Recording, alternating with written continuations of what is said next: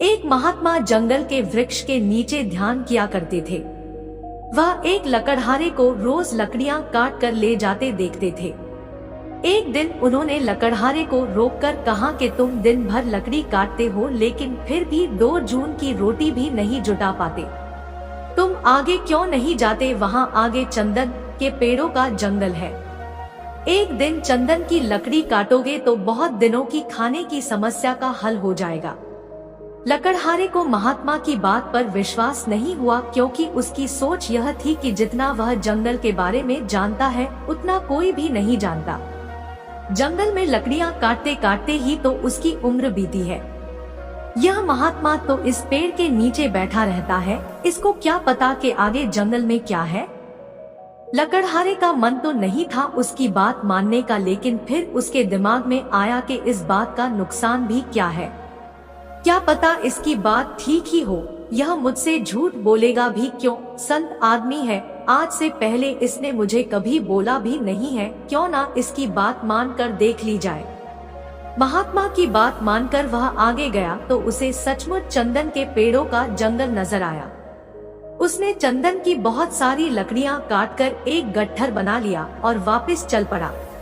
रास्ते में वह साधु के पास रुका और अपना माथा साधु के कदमों में झुका दिया और बोला, मुझे माफ कर दीजिए, मेरे मन में बहुत शंका थी, क्योंकि मेरे दिमाग में यह था कि मुझसे ज्यादा इस जंगल के बारे में कोई नहीं जानता, क्योंकि मैं खानदानी लकड़हारा हूँ। मेरे बाप दादा भी लकड़ियाँ काटते थे।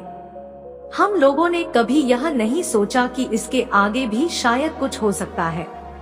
मैं भी कितना बदनसीब हूँ, अगर मुझे पहले पता चल जाता तो मुझे अपने आधी जिंदगी गरीबी में ना गुजारनी पड़ती। महात्मा ने कहा, चिंता मत करो, जब जागो तभी सवेरा, अब जाओ और जाकर चंदन की लकड़ियाँ काटो।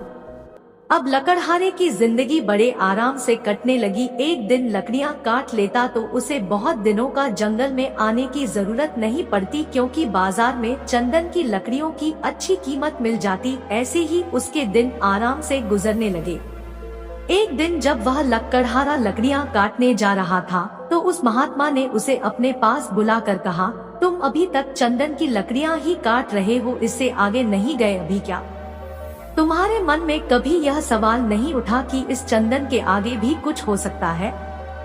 लकड़हारे ने कहा, मुझे तो यह समझ में नहीं आया और ना ही मेरे दिमाग में यह ख्याल आया कि चंदन के आगे भी कुछ हो सकता है। महात्मा ने कहा, चंदन के पेड़ों के जंगल से आगे जाओगे तो वहाँ चांदी की खदानें हैं। लकड़ियाँ काटना छोड़ दो। एक दिन वहाँ जाओगे तो बहुत दिनों तक कुछ भी नहीं करना पड़ेगा। लकड़हारा अब महात्मा की बातों पर विश्वास करने लगा था, इसलिए वह महात्मा की बात सुनकर भागा तो उसने देखा आगे सचमुच चांदी की खदानें थी। वह लकड़हारा चांदी की खदानें देखकर खुशी से नाचने लगा। अब वह लकड़हारा बहुत समय बाद जंगल में आता और चांदी ले जाता। उसको महीनों तक जंगल में आने की जरूरत नहीं पड़ती। ऐसे ही लकड़हारे को बहुत साल गुजर गए। एक दिन जब वह जंगल से चांदी लेने जा रहा था तो उसे वह महात्मा उसी पेड़ के नीचे बैठा नजर आया। महात्मा ने लकड़हारे से कहा, अभी तक तुम चांदी में ही अटके हो, थोड़ा और आगे जाओ तो तुम्हें सोने की खदानें मिलेगी। लकड़हारे महात्मा की बात मानकर थोड़ा आगे गया तो उसे सचमुच सोने की खदानें नजर आई। वहाँ इतना सोना था कि उसकी पूरी जिंदगी बदल जाती। सोने की खदानों का पता चल जाने के बाद अब वह लकड़हारा एक बार सोना ले जाता और साल भर तक जंगल नहीं आता। उसकी जिंदगी अब मजे से गुजर रही थी। बहुत सालों बाद वह लकड़हारा एक दिन जंगल में सोना लेने जा रहा था तो उसे फिर वह महात्मा मिला जो एक पेड़ के नीचे बैठा ध्यान कर रहा था।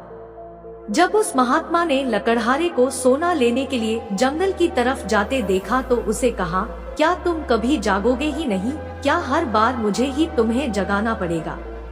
क्या तुम्हारे दिल में कभी यह सवाल नहीं होता, यह जिज्ञासा नहीं होती कि आगे जाकर देख लूं कि आगे क्या है? लकड़हारे ने महात्मा की बात सुनकर कहा कि मैं भी कम बुद्धि का हूँ।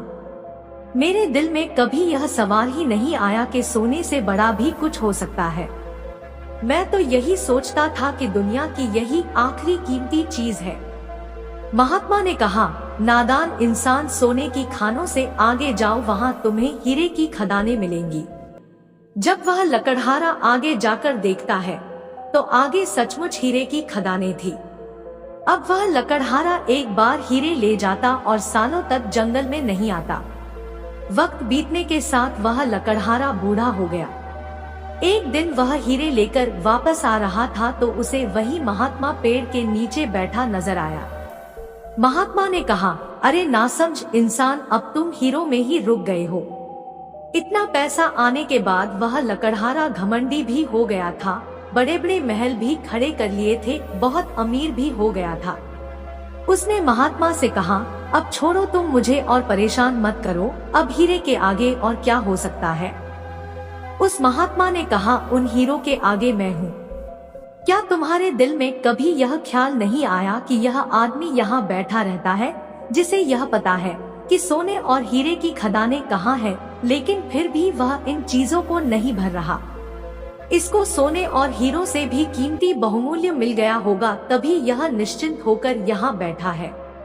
क्या तुम्हारे दिल में कभी यह ख्याल नहीं आया? उस महात्मा की बात सुनकर वह लकड़हारा रोने लगता है और महात्मा के पैर पकड़ लेता है और कहता है, मैं भी कितना नादान हूँ जो यह देख ही नहीं पाया कि जिसने यह सब सोने और हीरे छोड़ दिए उसके पास इन हीरे जवाहरात से भी बड़ा धन होगा। मेरे अंदर कभी यह ख्याल ही नहीं आया। मैं आपसे यह जानना चाहता हूँ कि आपके पास वह कौन सा धन है जिसके सामने सारी दुनिया की दौलत मिटती है। लकड़हारे की बात सुनकर महात्मा ने कहा कि वही तो मैं तुम्हें बताना चाहता हूँ। उस धन का नाम है परमात्मा का ध्यान। लकड़हारे ने कहा कि मुझे तो ध्यान करना आता ही नहीं। महात्मा ने कहा कि ध्यान करना बहुत आसान है। बाहर की दौलत तो बहुत इकट्ठे कर ली, अब जरा भीतर की तरफ मुड़ जाओ। ध्यान करने के लिए आराम से बैठ जाओ और देखो अंदर क्या चल रहा है। अगर कुछ अनुभव हो तो उसे पकड़े मत रहो, बस एकटक देखते रहो। हो सकता है तुम्हें परमात्मा मिले, लेकिन तुम्हें उन्हें भी नहीं पकड़ना। तुम तब तक अंदर देखते रहो जब तक कि सभी अनुभव और सभी विचार समाप्त ना हो जाए। लेकिन ध्यान रहे, जबरदस्ती किसी भी अनुभव या विचार को खत्म करने का प्रयास कभी ना करना। जब तुम्हारे अंदर कोई अनुभव ना रहेगा, कोई विचार ना रहेगा, तब तुम एकदम समाधि में पहुंच जाओगे, तब तुम एकदम शून्य में पहुंच जाओगे। और शून्य में ही जलता है आत्म ज्ञान का दिया। ध्यान करने के लिए सबसे ज्यादा महत्वपूर्ण एक चीज है और वह है धैर्य। आपके अंदर इतना धैर्य होना चाहिए कि घटना चाहे आज घटे या बरसों बाद, आपको हमेशा ध्यान करते रहना चाहिए। शिक्षा, आध्यात्मिक साखी से हमें यह शिक्षा मिलती है कि हमें दुनिया की दौलत के पीछे नहीं भागना चाहिए। हमें वह दौलत हासिल करनी चाहिए जो हमें आंतरिक शांति दे और हमारे मरने के बाद भी काम आए।